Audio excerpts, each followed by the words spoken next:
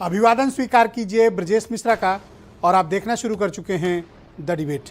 बहन भाइयों, ओबीसी आरक्षण उत्तर प्रदेश में एक बड़ा राजनीतिक मुद्दा हो गया है और ये मुद्दे में सत्ता पक्ष यानी भारतीय जनता पार्टी और अपोजिशन यानी समाजवादी पार्टी और दूसरे दलों ने बीजेपी पर हमला बोल दिया है।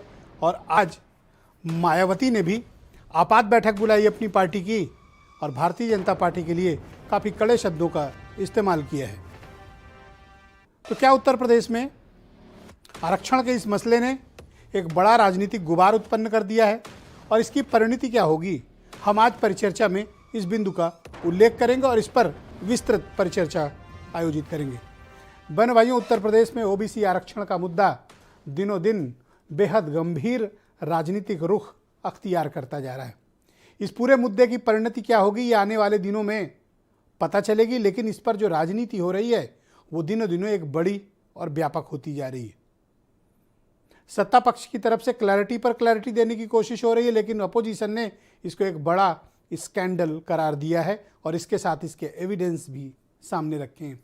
कल अखिलेश यादव ने प्रेस कॉन्फ्रेंस करके ओबीसी आरक्षण खत्म करने की साजिश का आरोप लगाया, तो वहीं आज मायावती ने भी आपात बैठक अपनी पार्टी के नेताओं की बुलाई और जितने भी ओबीसी लीडर्स उनके यहाँ हैं सबको इकट्ठा किया लखनऊ में और बीजेपी पर काफ़ी गंभीर आरोप लगाए हैं कि वो आरक्षण को खत्म करने की साजिश रच रहे हैं। कांग्रेस और दूसरे दल पहले भी गंभीर आरोप लगा चुके हैं और भारतीय जनता पार्टी अब इस पूरे मामले पर डिफेंसिव है। हालांकि उसने आयोग का भी गठन कर दिया, सुप्रीम कोर्ट भी चले गए, लेकिन ये मामला राजनीतिक रूप से बीजेपी का पीछा कर रहा है। बीजेपी इसको न उगल पा रही है न निगल पा रही है। इस पूरे मामले पर अपर कास्ट यानी सवर्णों का भी एक वर्ग बीजेपी की तरफ भ्रुकुटी ताने हुए है कि जब कोर्ट ने कहा कि बिना आरक्षण के चुनाव कराओ तो सुप्रीम कोर्ट क्यों गए हो और आयोग क्यों बनाए हो। ये एक अलग मसला उभर कर सामने आ रहा है। तो उत्तर प्रदेश में जो आरक्षण के राजनीतिक विमर्श हैं उसके आयाम बदलते जा रहे हैं। इन आयाम का राजनीतिक नफा और नुकसान सत्ता पक्ष और विपक्ष दोनों के हिस्से आने वाला है। फिलहाल अपोजिशन ने बीजेपी को घेर लिया है। बीजेपी के जितने भी ओबीसी टॉप लीडर्स हैं सब आ चुके हैं और सब ने इस मामले पर अपने अपने स्टेटमेंट जारी करके इस मसले से कन्फ्यूजन दूर करने की कोशिश की, लेकिन अभी बात उतनी बन नहीं पा रही है। समाजवादी पार्टी ने गांव-गांव यात्रा निकालने का ऐलान कर दिया है कि गांव-गांव जाएंगे, ओबीसी को जगाएंगे, उन्हें बताएंगे कि उनका आरक्षण खत्म किया जा रहा है।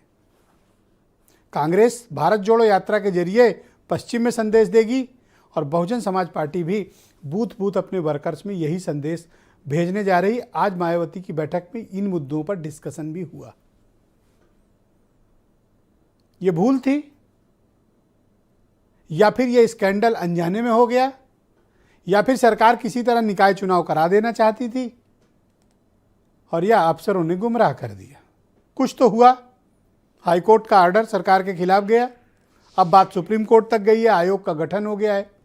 लेकिन इन सब के साथ उत्तर प्रदेश में निकाय चुनाव की जो लोग भी तैयारी कर रहे हैं कृपया थम जाएं। तब तक के लिए थम जाएं जब तक सुप्रीम कोर्ट में इसकी सुनवाई नहीं हो जाती। और सुप्रीम कोर्ट भी सरकार सिर्फ शायद अभी तो क्लैरिटी आई नहीं पूरी तरह, क्योंकि वो पिटीशन सामने आई नहीं। जिस दिन सुनवाई होगी तब शायद ज़्यादा क्लैरिटी आएगी कि सरकार हाई कोर्ट के आदेश के किस बिंदु के खिलाफ कोर्ट गई हुई है।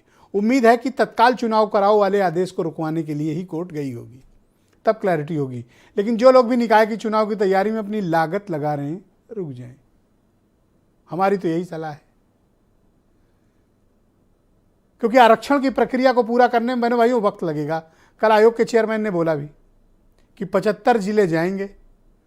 अब जाएंगे तो ऐसा तो है नहीं कि तुरंत गए सर्वे किए चले आए, कम से कम एक जिले में 2-3 दिन लगेगा, बीच में छुट्टी भी लेंगे कुछ दिन। थोड़ा उम्र दराज हैं सब, 60-65 साल के बुजुर्ग उसमें आयोग के मेंबर हैं, समय लगेगा। तो 75 को 3 से मल्टीप्लाई कर लीजिए, 3 दिन का एवरेज, बीच में छुट्टी भी मान लीजिए, तो कम से कम 250 दिन तो लगने ही लगने। उसके बाद शासन में प्रस्ताव आएगा, फिर 1 महीना होने चाहिए होगा। यानी मान के चलिए कि ये चुनाव सितंबर अक्टूबर से पहले संभव नहीं है। ऑफिशियली कोई कहे या ना कहे, लेकिन मान के चलो आप कि अगर सुप्रीम कोर्ट इंटरवीन नहीं करता या सुप्रीम कोर्ट कोई नई व्यवस्था नहीं देता तो उत्तर प्रदेश में निकाय के चुनाव सितंबर से पहले होना मुश्किल, बढ़ सकता है तो अक्टूबर नवंबर तक भी जा सकता है। तो आरक्षण का ये विवाद, मिला भी कुछ नहीं और मसला भी इतना पॉलिटिसाइज हो गया। अब अपोजिशन के पास क्या रास्ता है और बीजेपी क्या करेगी, आज हम इस पर डिस्कस करेंगे। ये फाइनल डिबेट है।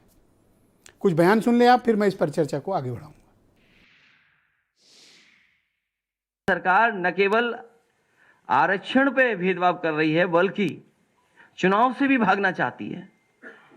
चुनाव को ये फेस नहीं करना चाहते क्योंकि वो जानते हैं कि जनता के सामने अगर वो जाएंगे तो जनता बुरी तरह ने हरा देगी। ये जो पिटीशन हुई है इसमें भी विपक्ष के ही एक विधायक जो एक नगर पालिका में बहुत दिनों तक पदासीन हुआ करते थे, वो नगर पालिका आपकी जानकारी के लिए ओबीसी हो गई है।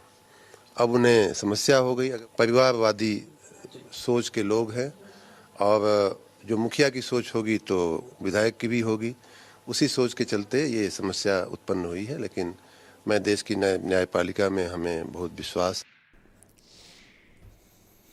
बीजेपी का कहना है कि ये काम समाजवादी पार्टी ने करवाया है, कोर्ट में वही गई थी और उसके ने बैक डोर से ये गेम कोर्ट के थ्रू किया है। अब मामला कहाँ पहुँचा है? Supreme court. और क्या बना है? आयोग। आज की परिचर्चा को आगे बढ़ाएंगे। भारतीय जनता पार्टी से आलोक वर्मा